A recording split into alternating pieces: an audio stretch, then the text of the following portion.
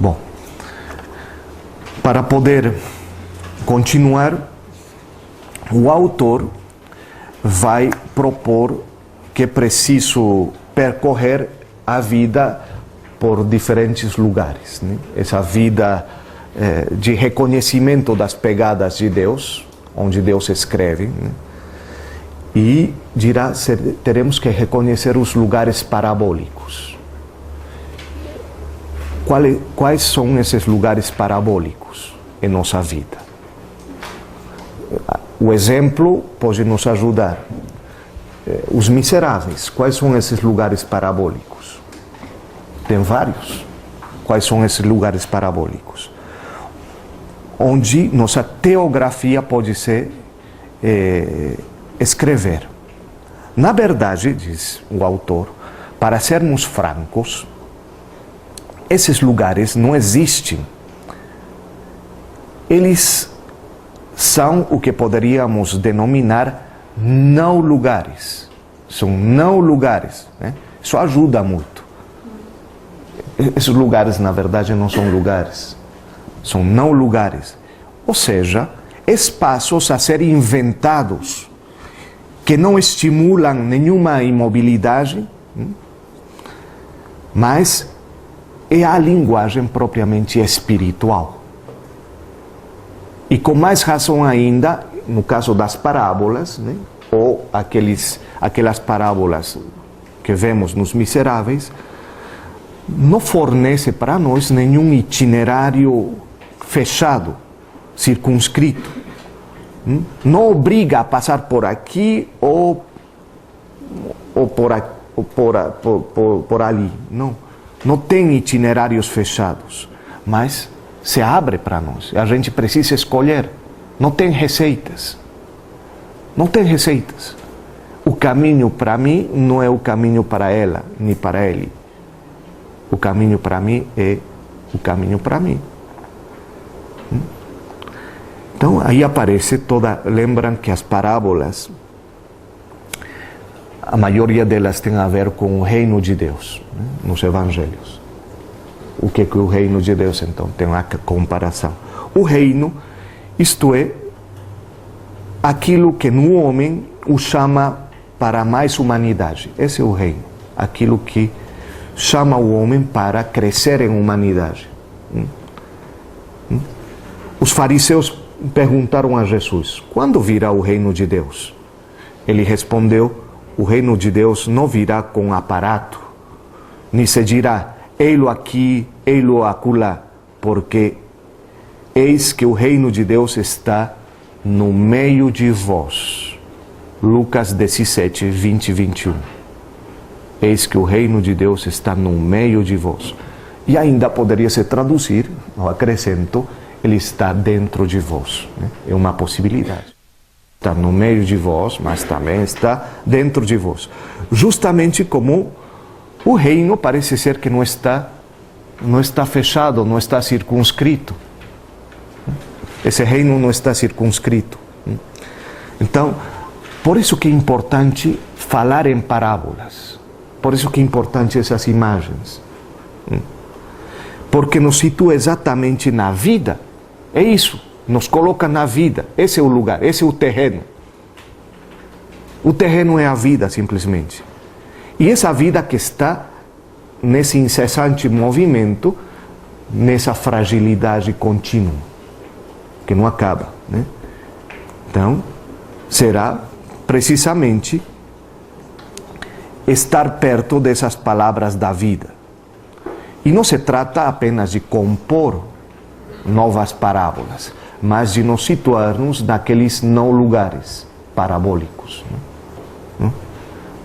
Se trata de reescrever, eu diria, modificando o que diz o autor, de reescrever nossa própria vida e relê-la como se fosse uma parábola, onde se faz presente o reino de Deus. Porque seria a parábola de Fantine e a vida e entrega por Cosette, ou a vida de Jean Valjean, é uma parábola. Onde que está o reino de Deus? Como se faz presente o reino nessa vida? Essa é a pergunta. Como? Onde que está o reino? Então, as parábolas têm uma trama. E nessa trama somos capazes de reconhecer a presença de Deus. Nessa trama é preciso reconhecer o sacramento do encontro com o irmão. Nessa trama. E curiosamente, nessas parábolas, nessa trama parabólica, parece que estamos novamente convidados a ver não tanto o que está por cima, a exterioridade, mas fazer o esforço de ver o outro lado do bordado, o avesso. Bom. Minha vida em sua trama, em suas margens, minha vida em sua trama, minha vida em suas margens, marcada de borrões. Porque essa é minha vida, lamentavelmente ou felizmente. Marcada de borrões, marcada de suor, angustiada diante da página em branco, diz o autor. Se cobre de palavras parabólicas que anunciam o inédito de vida e de paz.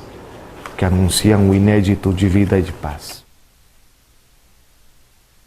E aqui eu escolhi um poema de Alberto Helder, que diz o seguinte, na primeira.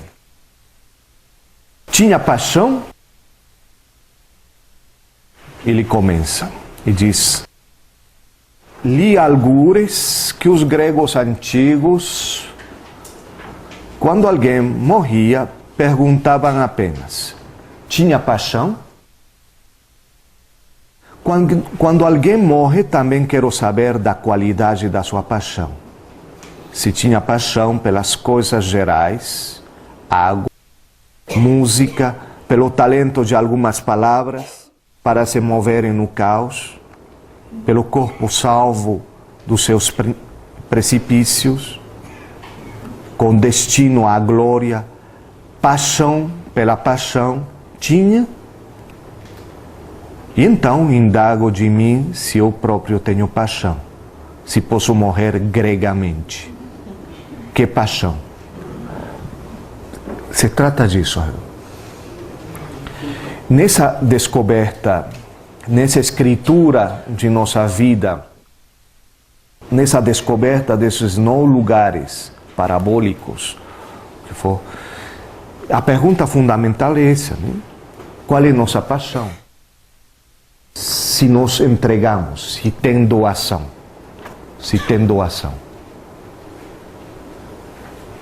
Eu acho que é bonito para um epitáfio, né?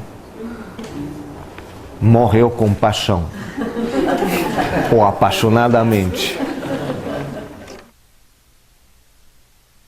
E me parece que não é a questão, é importante, os gregos buscam algo fundamental. Tinha paixão? Bom, tinha paixão. Mas para nós, algo maior. Vivemos, ou vivemos nossa vida apaixonadamente. Bom, e o mesmo, nesse sentido, nessa mesma linha, o seguinte poema. Dom sem razões. Não tem razão para o dom. É dar até o final. Somente ao perceber-te, sem razões, podemos entregar-nos.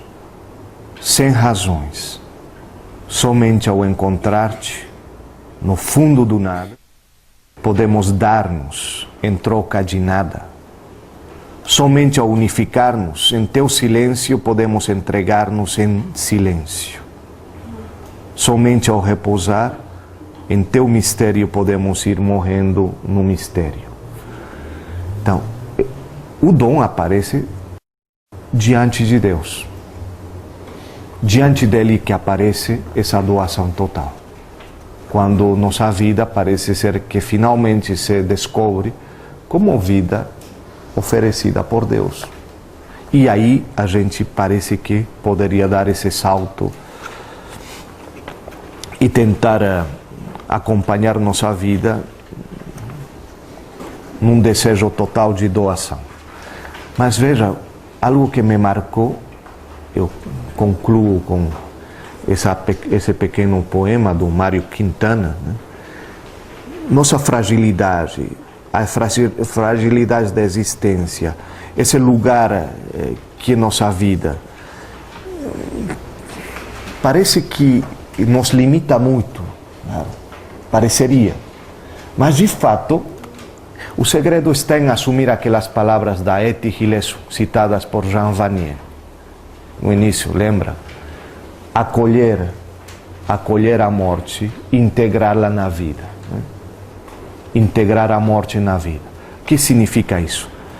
Para mim é isso que diz Mário Quintana: mover-se com a máxima amplitude dentro dos próprios limites. Se trata disso, de integrar a vida.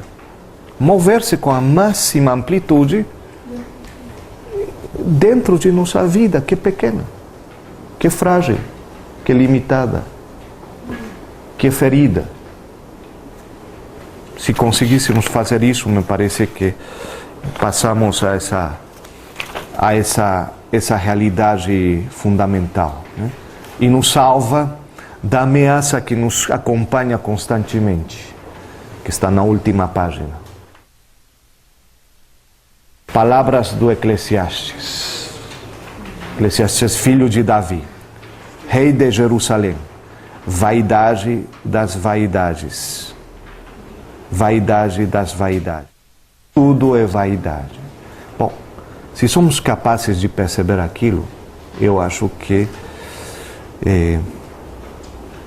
somos capazes de passar a esse capítulo 9 e dizer: vai, come teu pão com alegria e bebe gostosamente o teu vinho, porque Deus já aceitou as tuas obras.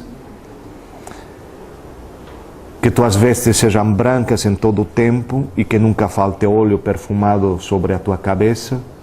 Goza da vida em companhia da mulher que amas, em que todos os dias da vida passageira, porque esta é a tua porção na vida e no trabalho que suportas debaixo do sol. Tudo que tem vem à mão para fazer. Faze-o com empenho, pois na mansão dos mortos, para onde vais, não existe obra, nem reflexão, nem sabedoria e nem ciência. Mas tem que ser entendido bem, não se trata de comamos e bebamos, que amanhã... Não, é outra coisa, né? É outra coisa, diferente. Então, nesse itinerário, o que se propõe? Para poder realizar essa releitura de nossa vida, precisamos de um caminho. Precisamos de um caminho. Para ir a algum lugar, devemos pegar a estrada. Não existe vida humana e vida cristã sem aquela ideia do caminho. Mas esse caminho precisa, evidentemente, de uma estalagem. Sim, isso não é possível. É preciso uma estalagem, uma pousada. Não podemos ir nesta vida assim, nesse momento. E precisamos de algo fundamental. Precisamos daquilo que somos como totalidade. Precisamos da carne. Em que sentido? Estamos mais acostumados a falar de corpo. Muito menos do que carne.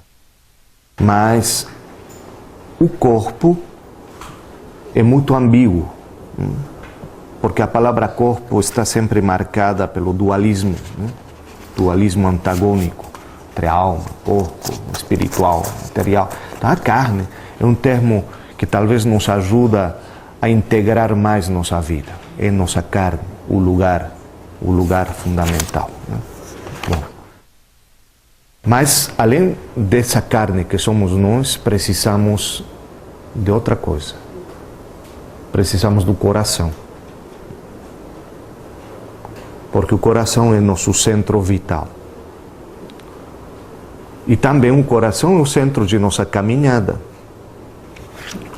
Porque aí podemos descobrir onde Deus deixa a sua marca.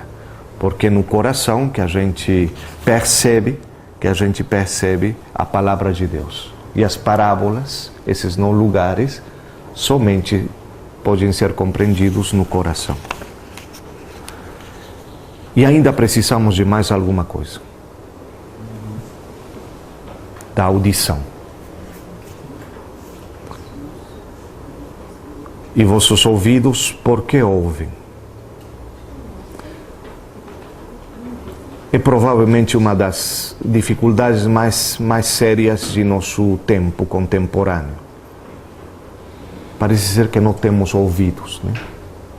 Não conseguimos ouvir. Ouvir é nosso desafio contemporâneo, possivelmente. E nesse ouvir, claro está, o reconhecimento desses encontros que nos acompanham em nossa vida. O reconhecimento de aqueles que saem a nosso caminho e se encontram conosco é uma tarefa do ouvido. Precisamos ouvir. Nos encontramos, curiosamente, pelo ouvido, né? E as outras pessoas se abrem a nós porque somos capazes de ouvir. E de ouvir não apenas as pessoas, mas de ouvir a realidade. E o que é mais importante, com o qual eu fecho, precisamos ouvir nossa vida. Frágil. Muito bem. Então, se Deus quiser, até o dia 8 de novembro, que tentaremos pensar algo simples. Eu não sei se será tão simples que todo mundo vai ficar aborrecido, que seria pensar o amor. O amor. Mais nada, só o amor.